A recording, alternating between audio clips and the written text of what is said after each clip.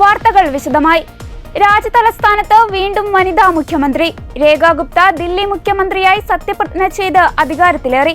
മുഖ്യമന്ത്രിക്കൊപ്പം പർവേഷ് വർമ്മ, ആശിഷ് സൂദ്, മൻജീന്ദർ സിംഗ്, രവീന്ദ്ര ഇന്ദർ സിംഗ്, കപിൽ മിശ്ര, പങ്കജ് കുമാർ സിംഗ് എന്നിവരും മന്ത്രിമാരായി സത്യപ്രതിജ്ഞ ചെയ്തു. ദില്ലിയുടെ 4ാമത്തെ വനിതാ മുഖ്യമന്ത്രിയാണ് ഷാലിമാർ ബാഗ് മണ്ഡലം പിടിച്ചെടുത്ത് രാജ്യതലസ്ഥാനം ഭരിക്കാനൊരുങ്ങുന്ന രേഖ ശർമ്മ.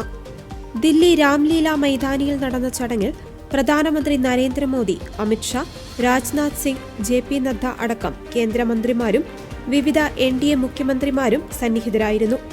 വേദിയിൽ വിവിധ മത ആചാര്യന്മാർക്കും പൗരപ്രമുഖർക്കും പ്രത്യേക ഇടം ഒരുക്കിയിരുന്നു. അരവിന്ദ് കെജ്രിവാളിനെ പരാജയപ്പെടുത്തിയ പർവേഷ് വർമ്മയെപ്പോലും മാറ്റി നിർത്തിയാണ് രേഖ ഗുപ്തയെ ദില്ലിയുടെ മുഖ്യമന്ത്രിയായി BJP തിരഞ്ഞെടുത്തത്. BJP മഹിളാ മോർച്ച ദേശീയ ഉപാധ്യക്ഷയും BJP ദേശീയ നിർവാഹക സമിതി അംഗവുമാണ് രേഖ ഗുപ്ത. ആദ്യമായി നിയമസഭാ തെരഞ്ഞെടുപ്പിൽ ജയിച്ചെത്തിയ വനിതാ നേതാവിനെ BJP ദില്ലി ഭരിക്കാൻ ഏൽപ്പിച്ചത് വ്യക്തമായ കണക്കുകൂട്ടലുകളോടെയാണെന്നാണ് വിലയിരുത്തൽ. ABVPയുടെ തീപ്പൊരി നേതാവായിരുന്നു ഹരിയാനയിൽ ജനിച്ച രേഖ ഗുപ്ത. നേരത്തെ ദില്ലി സർവകലാശാല വിദ്യാർത്ഥി യൂണിയൻ പ്രസിഡന്റായിരുന്നു. 2007 ആദ്യമായി ദില്ലി മുനിസിപ്പൽ തെരഞ്ഞെടുപ്പിൽ വിജയിച്ച കൗൺസിലറായി. 2012 2022 ജയം ആവർത്തിച്ചു. BJPയിലും മഹിളാ മോർച്ചയിലും വിവിധ പദവികൾ വഹിച്ചു.